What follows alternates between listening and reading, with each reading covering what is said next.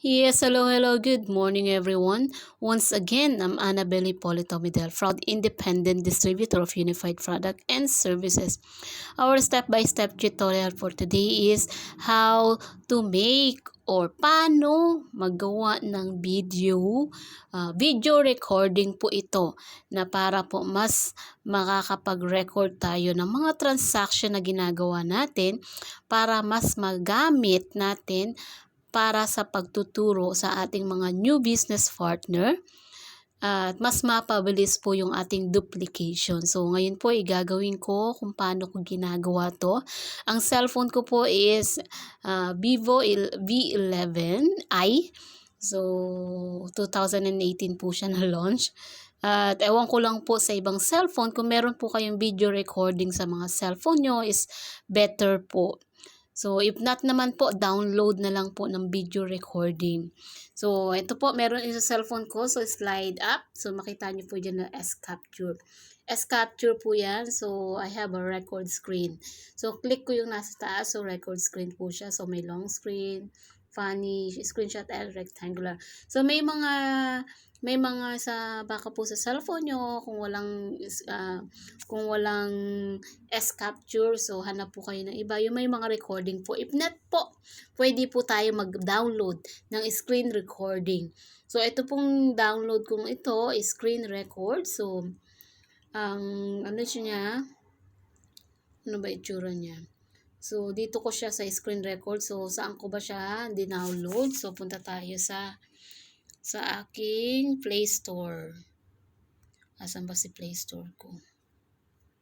Yan. Asan ba yung sa Play Store ko? Basta po, ito po yung logo ng screen recorder. So, maganda po siyang gamitin. Yan po ginagamit ko pag kita naman yung muka kapag nagpe-play po ako ng presentations. Then, after po natin, makakapag record ng ating, of course, ng ating videos. So, pwede na po natin siyang i-upload sa ating YouTube. Before that, of course, kailangan po natin i-review. So, kung pagsanay naman na po kayo, hindi na kailangan i-edit. Shorter video is better po. Mas mabilis po kasing maintindihan or mas gugustuhin ng tao na mapakinggan agad yung mas short na videos unlike sa longer one. So, pero kung talagang ano naman, maganda yung pakikinggan, yung mga topic is talagang kahit mahaba po yung pinanonood. Pero for now po, dapat the shorter is better. Kasi po pag inedit pa natin yan, mas matagal pa. So ako talaga hindi ako nag-e-edit. Bihira po ako mag-edit.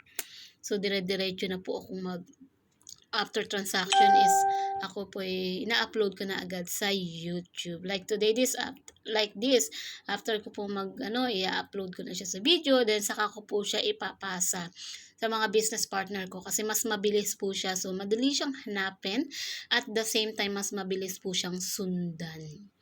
So, yun lang po. So, after naman natin, di ba, after click ko na yan is automatic save files na siya. So, i-share ko lang siya sa YouTube.